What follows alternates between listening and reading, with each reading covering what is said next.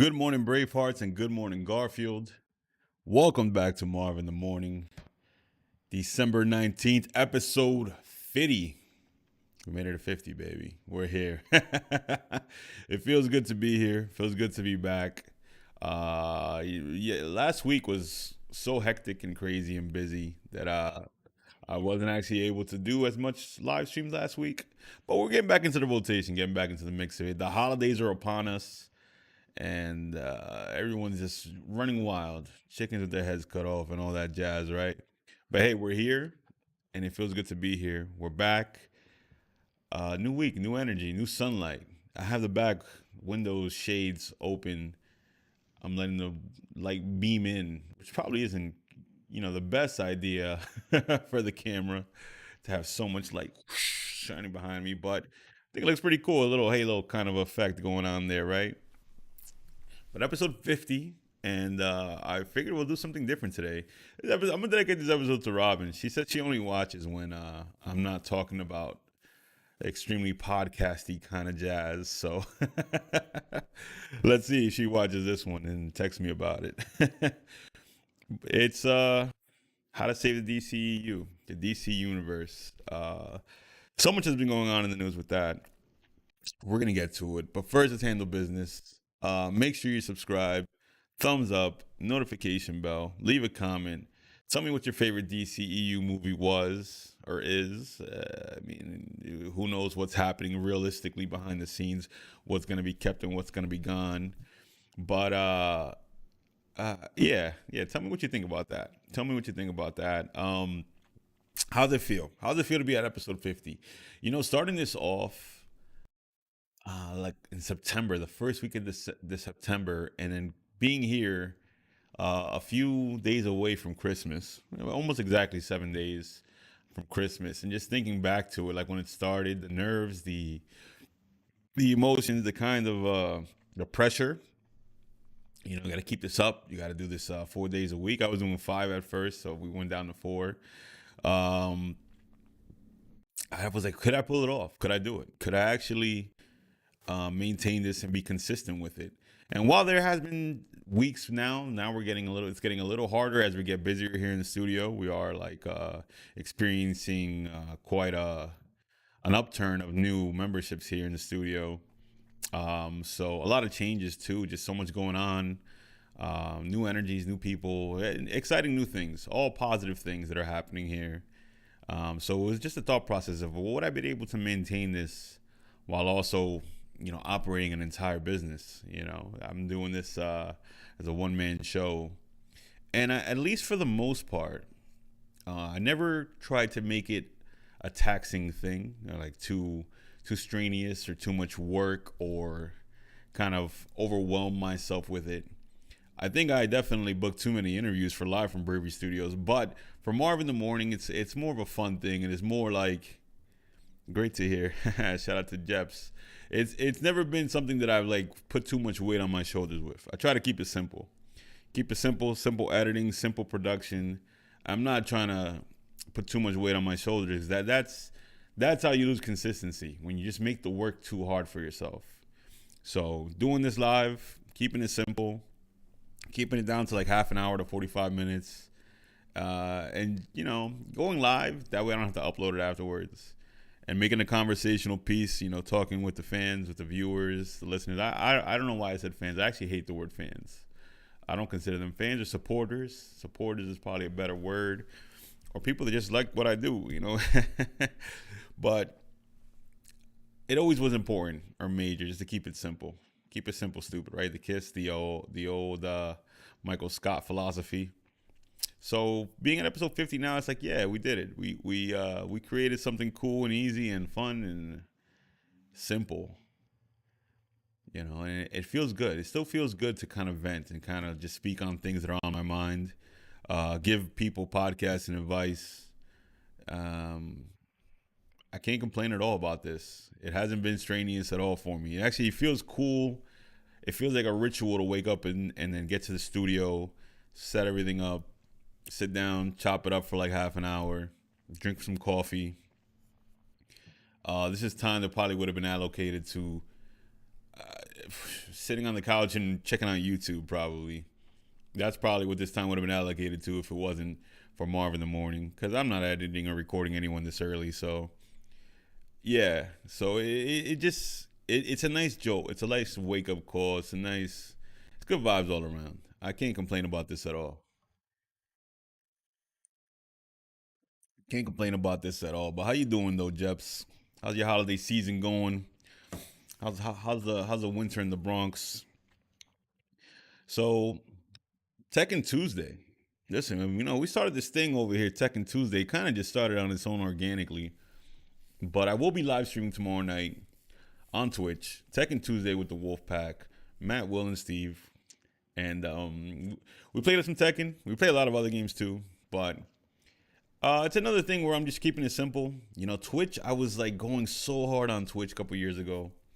And it was like my main priority before the business kind of took off, before 2019. So it's crazy to think about that. I've been doing Twitch for so long now, I think since 2017. So it's crazy to think about. It's crazy to think about. I've been doing it for so long though, but definitely, like same, just like everything else. The clients come first. The business comes first for me. This is how I eat. If Twitch was feeding me better, I'd do a lot more of it. But Tekken Tuesdays is gonna be something simple and fun. Just gonna play some games and chop it up live on Twitch on Tuesdays, and that's it for now. I don't want to do Twitch 5 days a week or even four. Maybe sporadic random live streams, but I don't want to create a schedule for it. I don't want to overwhelm myself with it. It's just like everything else. Gotta keep it simple. Gotta keep it simple. So right now, just Tuesdays, Tuesday nights, Tekken Tuesday. Pull up for that. I'm gonna be promoting it on Instagram too, dropping the link there for people to drop in and drop by and just speak their mind and watch me play Tekken. I actually yesterday, in between all the hustle and bustle of Sundays, because Sundays are my busiest day of the week.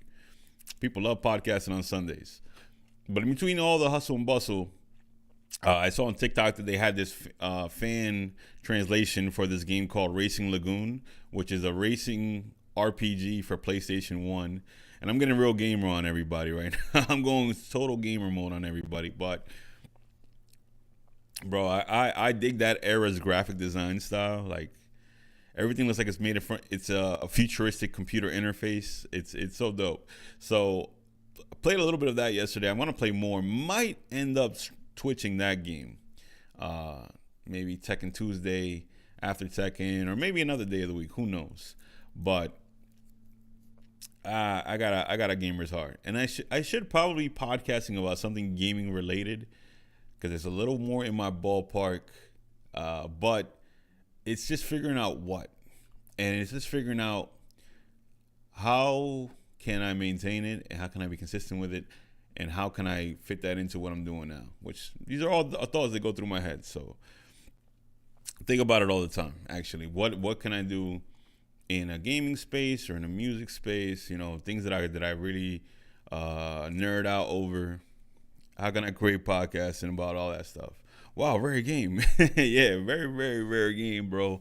And I loved it. I loved playing every second of it. The cutscenes are cheesy as all hell, and the controls are a little weird. But they don't make good racing games anymore. I don't know. How you feeling, Commissioner? What's up, bro?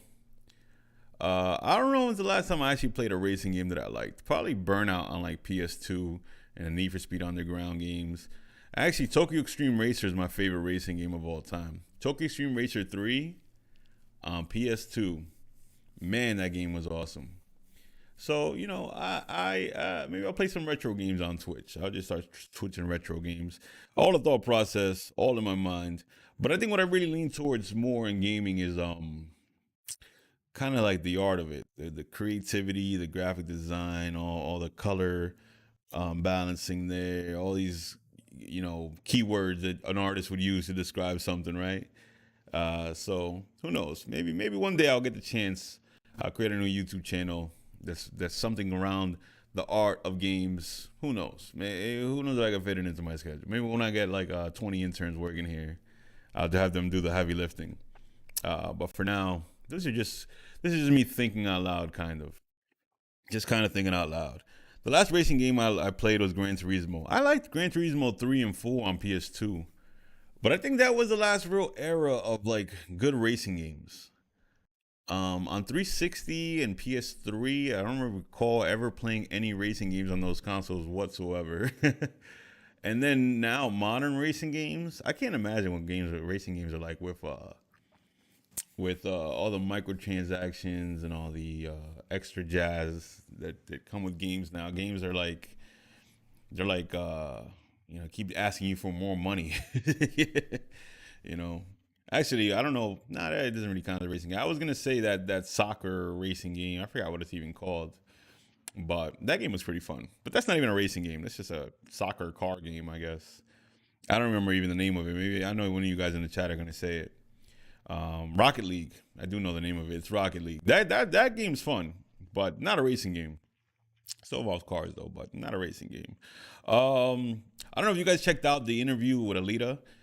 She's a voice actor. She did a lot of like infamous '90s commercials, and she also was the voice of Verizon Wireless. Like she was the when you call their hotline, she would be the voice you would hear. She's also my employee Scooter's mother, so um, it was a very interesting conversation. I dug talking to her.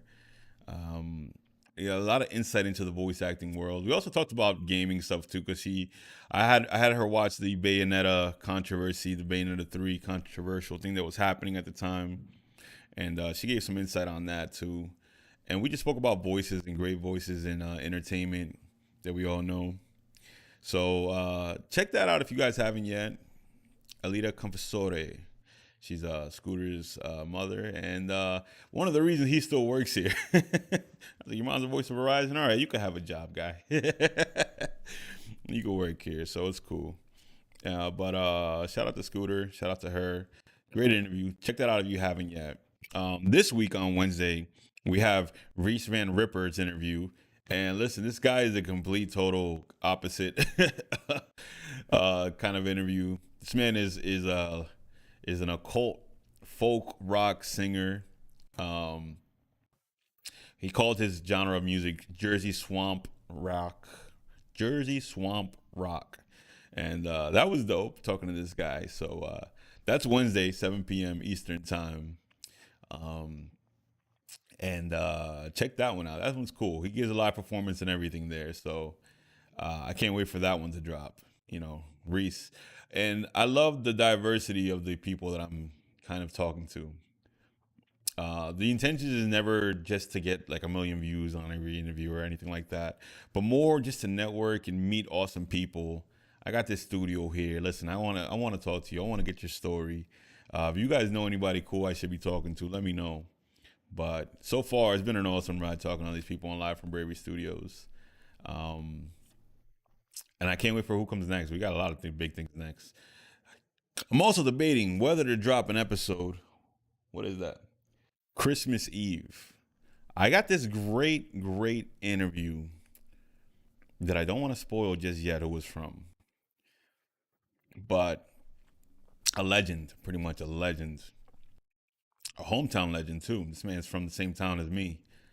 So debating whether to drop it on Christmas or wait for the next Wednesday, but we'll see. We'll see. That one's gonna be awesome.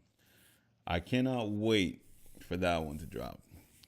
But that's something to look out for, Bravehearts. Keep your eyes open. That one's gonna be a doozy. That one's gonna be a doozy. But we're done handling business for now. If that can be called business, what we just spoke about. More of outside open thoughts. But the reason why we're here is to save the DCEU. And I'm sure many of you know James Gunn, the director of Guardians of the Galaxy, also the Scooby Doo movies, also a bunch of other cool stuff, funny superhero kind of comedies is kind of his forte. He also recently directed this Suicide Squad movie, that not the first one, the second one, the one with Idris Elba. The man is good with movies. He's good with superhero content. I first heard his name, I remember on the video game Lollipop Chainsaw. I actually paid $60 for Lollipop Chainsaw. I'm kind of embarrassed to say it. But I was so in love with Suda 51 games. But that's a whole nother can of sardines, right? James Gunn, a proven a proven director. Like this man is a great director over here. The Rock mad he gassed it up to be let down. The Rock has got to be punching walls right now. I'm just gonna say it now. I feel bad for The Rock's punching bag that he has in his gym. But I have been giving a lot of thought to it. Like, what can be done? What can be salvaged? Are they going to keep anything that Zack Snyder set up over there? Any of the actors? I mean, they said that what's his face is going to be switching from Aquaman to Lobo, which is like he fits it. He fits it perfectly. But now you're carrying the weight of all that bad publicity, bad PR that DC has had with it since its inception of this universe that they've built. Um, Henry Cavill kind of quit working on The Witcher to come back and be Superman. The Rock's beating up Rakishi. Yo, the Henry Cavill quit The Witcher to come back and be Superman, only to be fired like 2 weeks later. And I guess the last thing that they were waiting to see is how Black Adam was gonna do. I'm willing to bet that the whole reboot was gonna be weighed up against how well Black Adam did, because The Rock was hyping this movie up to be the next great superhero movie. And I'm sorry for The Rock. I'm sorry, Dwayne Johnson, but you can't make Black Adam a thing. I don't think anyone wanted to see or was begging for a Black Adam movie. Before I even get to how to save it, I'm gonna tell you where you went wrong, buddy. The only time I've ever wanted to see Black Adam is when Black Adam is fighting Shazam, and you took this villain that nobody really knows about, that nobody really cares about, and you gave him his own movie and hyped him up to be a rival to Superman, which he's never. I mean, he has fought Superman. I've seen videos and cartoons of Shazam and Superman teaming up to fight Black Adam. But dude, nobody was hyped up to see another Superman versus movie. Nobody was hyped up to see Black Adam. And I don't know, dude. The Rock, before this becomes a whole Rock centered episode, you know what? The Rock needs a good director behind him, man, because he's proven himself as an actor. He is a good actor. He's the highest paid actor in Hollywood. At least at some point he was. I don't know if he is anymore. But yo, The Rock, you need something like, you need to find your Die Hard or your Indiana Jones or your James Bond. You need to find your iconic character where they say this is The Rock's move. This is the movie they're gonna remember The Rock forever for. And if you were hoping Black Adam was gonna be that, then you might want to team up with a more visionary director. The Rock is in need of a massive visionary director, and I don't know who directed Black Adam, but it ain't it, bro. It ain't it. But that's The Rock. That's my whole thing with The Rock. I think he's an awesome actor. I think he's funny. I think he's awesome. I think he can be the next Arnold Schwarzenegger, but he doesn't have his Terminator. He doesn't have his Rambo. He doesn't have his Rocky. He doesn't have a movie that's like, wow, they're gonna remember The Rock forever for this movie. Like, this is The Rock's character. Shout out to Derek. Derek's in the chat. He says, how to fix that universe? Make the Death of Superman storyline and make the JLA versus Avengers. I mean, I would say they kind of tried the Death of Superman, because Superman died at the end of Batman versus Superman, but it was underwhelming, and they brought him back like just the next movie. Just the very next movie, he was already back. So, do a more realistic take on that. Well, now you run into the situation where you already did it once.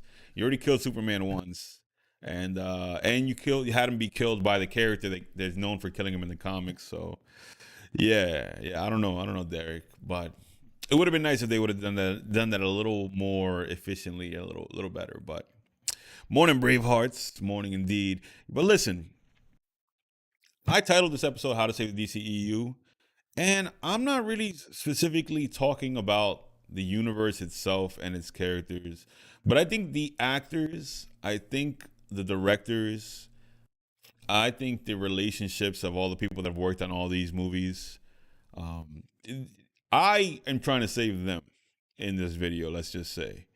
And I don't think they necessarily need DC to be saved. I think they that Warner Brothers or whoever owns Warner Brothers, whoever owns DC, has already burnt all these bridges with all these actors. Even from way back when they replaced Zack Snyder with Josh Whedon in the Justice League movie. Even when they got cold feet with the first Suicide Squad movie and made it into more of a comedy. Um, Justice League versus Avengers would be sick, man. I mean, I don't know about with this roster. Yeah, who doesn't want to see Superman fight the Hulk, right? Everybody wants to see that, right? But with this roster, with Henry Cavill and Ben Affleck and Gal Gadot, and you can't bring back the Flash, so you massive mess ups even from the inception because you had an actor on the TV show who was beloved by his fan base. Whoever's playing the Flash on TV, I don't know his name. I'm sure somebody in the chat will say it. I think DX is a big fan of that show. But you had this guy who obviously, his show's been running for like 10 seasons now or something like that. This guy should have been your Flash because he would have brought all his fan base with him to the movies. And you didn't do that. You hired a new guy and you separated these universes, which in hindsight, now thinking of how Marvel did it, where they brought back Daredevil with his personality and actor from Netflix, even though he doesn't have that timeline anymore, he's not from that universe, or maybe he is. I don't know what's canon, what's not. But look how Marvel did it with Daredevil. Look how Marvel did it with Daredevil. They brought the actor from the TV show. Now he's in the movies. Everybody loved that actor. He's bringing his fan base with him to the movies now. Yo, shout out to Jason Enrique from Miami, bro. What's up, man? We're gonna chop it up, bro. I said I've been giving thought to that Christmas special episode, so let's see what our schedules look like this week if we can make that happen. But yeah, man, I hope everything is going good for you over there. It's freezing up here, even though there's a lot of sunlight today. I even got the blinds open on my back window. Um, but let me not tease you guys any longer. Let me tell you what they should do. What I think should be done with these actors and directors. I think Zack Snyder should take his whole posse and whole team and actors and everyone he's brought with him to DC, and I think he should go over to Image Comics. That's why I got this picture back here. If you guys have noticed what this was, I know there's a blur from the DSLR camera, but if you've been looking behind me this whole time, then this is what I think should happen. And I'm going to give you guys a little history lesson on comic books real quick. Back in the early 90s, there were these group of comic book writers and artists that were fed up with DC and Marvel. They were like, yo, we're not getting paid enough. We're selling a bunch of comics and we're not making that much money. We also don't get any residuals from creating characters that become icons. We're creating these characters that are becoming as big as Mickey Mouse, and I'm still living in my one bedroom apartment in Brooklyn. So we're talking about Jim Lee, we're talking about Rob Liefeld, we're talking about Seth Mc is it Seth MacFarlane? We're talking about McFarlane. I don't know if I got his first name right, which is embarrassing. I have his comic book right there. These guys that were writing X-Men, Spider-Man, the whole bunch, the Avengers, they took their creativity and they said, we're gonna go somewhere else and do it. They took their talents and creativity and they created Image Comics, which was an escape from the boardrooms of DC and Marvel. And this was a comic book company where all the characters that were created for this company are owned by their creators. So McFarlane gets 100%, or I could have the numbers wrong. I don't know the exact legalities of it all, but from what I understand, these characters make money for their creators. This character gets in a movie, McFarlane gets paid. Now we're talking about Spawn. We're talking about Youngblood. We're talking about Supreme. We're talking about Invincible, that show that's on Amazon now, that animated movie TV show that everyone went gaga over like last year. I believe we're also talking about The Walking Dead over here. These creators went somewhere else, took their talents with them, and created characters that kind of, I don't want to say knockoffs of Marvel and DC, but realistically, what's been done in the comic universe is everything has been done already. So everything is a knockoff of everything. So it isn't even a thing about uh, hey, is this a ripoff of Marvel and DC? It more was a thing of like, all right, here's where we can be more creative, we can be more edgy. This was '90s comics where everyone had bullet chains around their bodies. Everyone had a whole bunch of pockets and all over their outfits. It was '90s as jazz. It was very '90s. But you know what? Now that I look back on what Zack Snyder did with the DC universe, I kind of think to myself, like, hey, I don't think Zack Snyder should have ever been directing DC movies. Um, Now, if you look at what Zack Snyder's style is, it's very edgy stuff. It's rated R. He has Batman killing people. Not that Batman hasn't ever killed anybody. Listen, that's a whole other can of sardines itself. But look how he handles Superman. With Superman, I don't even want to talk about it too much, but I don't know who's seen the movie, who hasn't. But look at the destruction at the end of the Man of Steel movie, the first movie that Zack Snyder did for the DC universe. Look at his Watchmen movie. Look at 300. Look at any movie Zack Snyder's ever done. This man should have always been doing image movies. This man should have always been doing edgier comic book content. DC is not known for being an edgy brand in comic books. If you ask anyone who really knows comic books, what's the difference between Marvel and DC? What they will tell you, if they know their jazz, is that Marvel characters are humans with powers. They still have anxieties, they still suffer from depression, they still go through the normal human condition. They suffer from the normal human condition. Now, if you go to DC, what's happening over there? Heroes are not humans. Heroes are gods in the DC universe. Think of the imagery of DC, just the iconography. Um, Superman doesn't exist in New York City. He's in Metropolis. This is pretty much Mount Olympus. It's akin to that. Superman is not wearing military fatigue. That's just like blued up a little bit, right? Yo, we got Big Daddy Alucard in the house. Superman is not wearing military fatigue or a suit of armor, of machine or robotic armor, right? Superman is drawn to look like a modern day Greek deity, right? He's not. Batman, the same thing, but almost on the scale of like a horror side or a terror themed. He's written like a pulp superhero, but he's dressed like a Universal movie monster, and he's a detective. Like, Marvel characters are humans. DC characters are gods living among us. That's why even the video game, the fighting game for DC is called Gods Among Us. Injustice, Gods Among Us, because superheroes are more like gods in the DC universe. Yes, they have secret identities. Yes, they probably have 9 to 5 jobs, but it's less emphasized. Like, we don't see Superman struggling to pay his rent like Spider-Man does, nor do we see uh, Batman suffering from alcoholism like Iron Man did. Right? No, these beings are as close to perfect as possible, and it's one of the reasons people find them kind of boring, but it's also one of the reasons that people adore them. There's something to admire and to look up to. I want to be that guy, right? Whereas Spider-Man, I mean, yeah, people want to be Spider-Man also, but you're not really. All you're really changing is you can swing around your city, but you still can't pay your rent.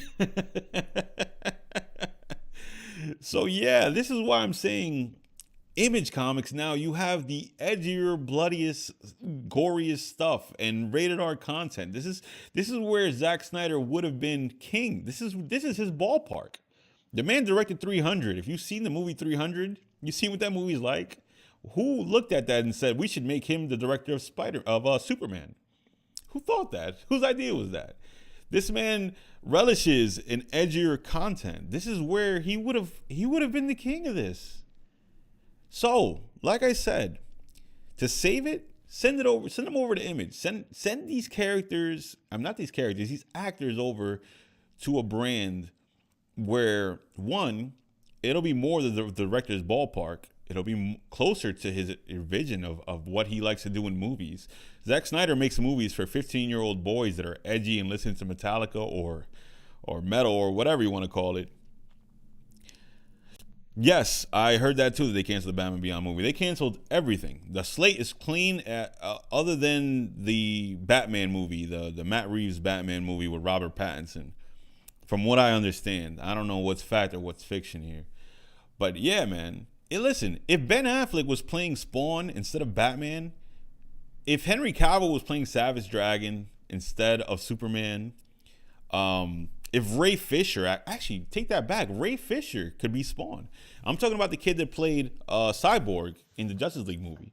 Take these actors, take these directors, and send them somewhere where one, they'll have more creative power, and two, the content is more in the ballpark of this director. Now you don't have to worry about, hey, does Batman kill people? Like Batman looks like a maniac in Batman. There's some decisions made in that DC universe that I'm just like, what is whose idea was this? This is not the total destruction of Metropolis at the end of Man of Steel was just like, what is happening? What am I watching right now? Is this Dragon Ball Z or this is Superman? Now the argument can be made that, hey, listen, this all sounds good and dandy, Marv, but these characters are not popular. They're not popular. They're not. Nobody knows who Spawn is anymore. Well, if you're a comic book head, you might know Spawn, but Savage Dragon, Youngblood, and Invincible is just making a name for itself now on Amazon. Mighty Man Supreme, like nobody knows these characters. How are you gonna, send all these actors and directors to Image Comics, and these movies might not make money because no one knows who they are. You know who else wasn't known until they made a movie about him? Iron Man, Robert Downey Jr., the the progenitor of this entire fixation we've had on superhero movies for the last maybe, I don't know, what is it? How 15 years? Has it been 15 years already that we've been stuck in this craze for the superhero movie? Yeah, no one knew who Iron Man was. When you ask somebody about Thor, it's like, if before 2011, if you would have said, hey, do you know who Thor is? Someone would have been like, yeah, that's the god of Norse mythology, the god of thunder. You ask somebody today, you go across the street and you ask somebody who's Thor, he's like, oh yeah, that's that guy from Marvel.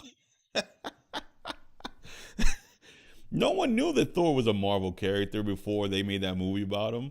Captain America, I mean, yeah, I want to say Captain America was like something that was in the back of people's heads. Maybe they knew of Captain America, but he wasn't this A tier superhero until they made a movie about him.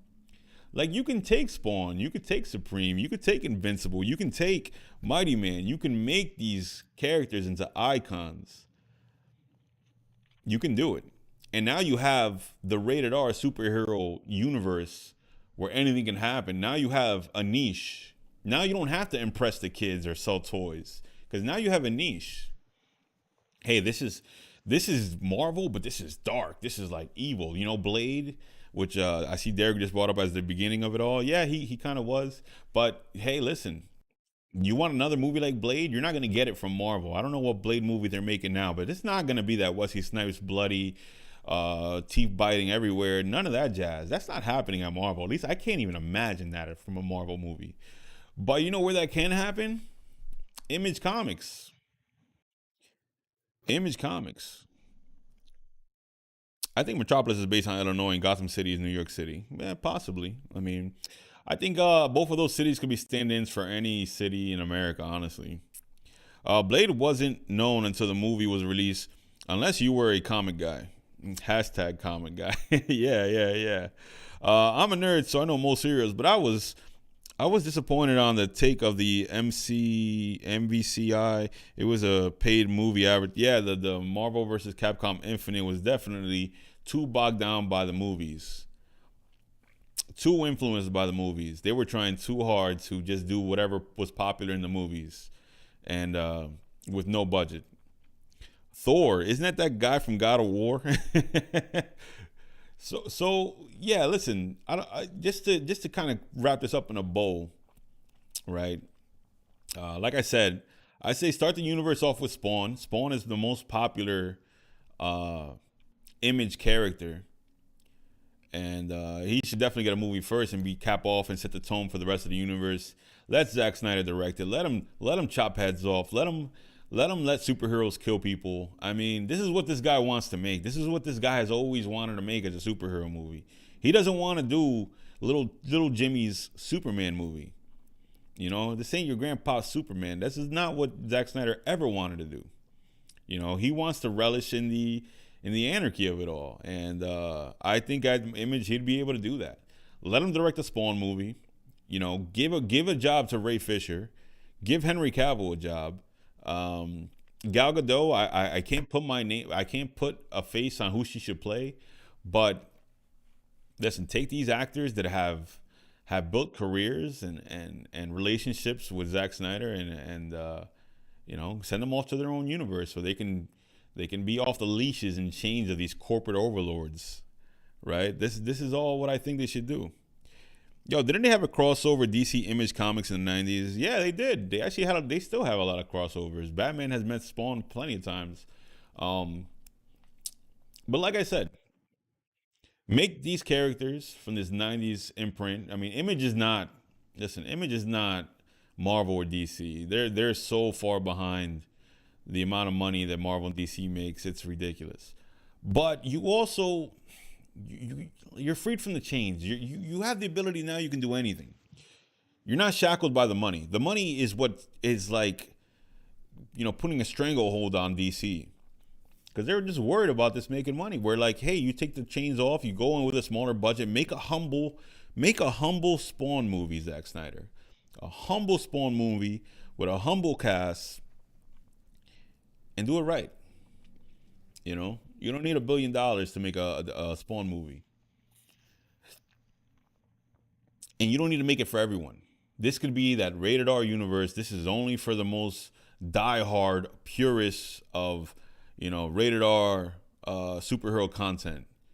Now, yes, we've had Deadpool, which is, I think, a more comedic version of a rated R superhero movie. But other than the Wolverine movie or Logan, we haven't really had a serious rated R superhero movie. I mean, Watchmen comes to mind a little bit, but that's also a Zack Snyder movie.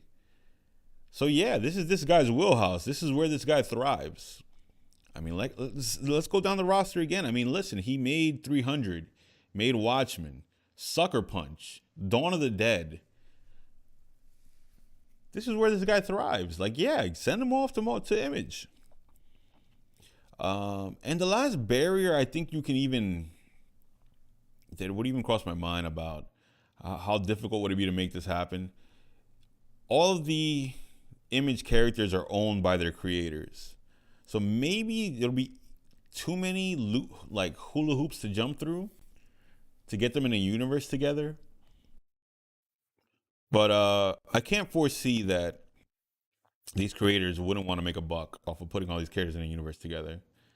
I can't foresee that.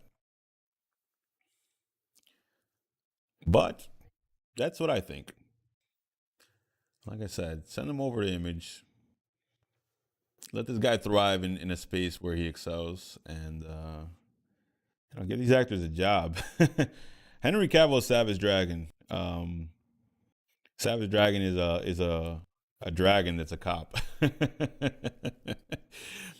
There'll be some humor in there too, but yeah, Spawn. Spawn deserves another get go. Spawn's '90 movie was pretty bad. I mean, it has this nostalgia. I have nostalgia for it. I remember watching it on VHS for the first time, renting it from Blockbuster. But they've been trying to get a new Spawn movie off the ground for a long time, and it doesn't seem to be happening. So I totally suggest let let uh let Zack Snyder do his thing over there. But that's it, guys. This is episode 50, man. We made it to 50. Episode 50 of Marv in the Morning. It's been a fun ride. I got my wolf cap on, and I love this thing. It feels good to be a Braveheart, baby. Tekken Tuesday mañana. Reese Van Ripper interview on Wednesday, and Christmas on Saturday and Sunday, Christmas Eve on. So tomorrow's episode is going to be a little more Christmas centric. Tomorrow's episode is we're going to try to make a podcast for Santa Claus. If Santa Claus had a podcast, what would his podcast be about? That's what tomorrow's episode is. What would be his niche? What would be his format? We're gonna make a podcast for Santa Claus, bro. Thank you, Derek. Appreciate it. What would be Santa Claus's podcast about? That's what tomorrow's episode is. Let's do this together as a chat. Everyone's gonna take part. Who are gonna be his guests? What's his intro music like? Who's his producer? Who's doing the production? Tomorrow's gonna be fun, man. Tomorrow, Marv is Drunken Claus. Listen, who's going to be his producer? Who's going to be his first set of guests if he has guests, if it's a guest-based podcast? Where's Santa doing this pod at? Is he doing it in the North Pole in an igloo or something? That's tomorrow, man. So let me not do too much talking about it. But yeah, guys, it's been awesome. It's been real. I tip my hat to thee. Look at this. Look at the scalp up here. I was actually considering letting my hair grow back, but I'm like, nah, I'm digging the baldy, bro. I'm digging it. I love it. Unlike other people, I like aging. But we're out of here, Bravehearts. Santa complaining about kids' cookies and save it for tomorrow. We out. Stay brave, Bravehearts, and keep on keeping on.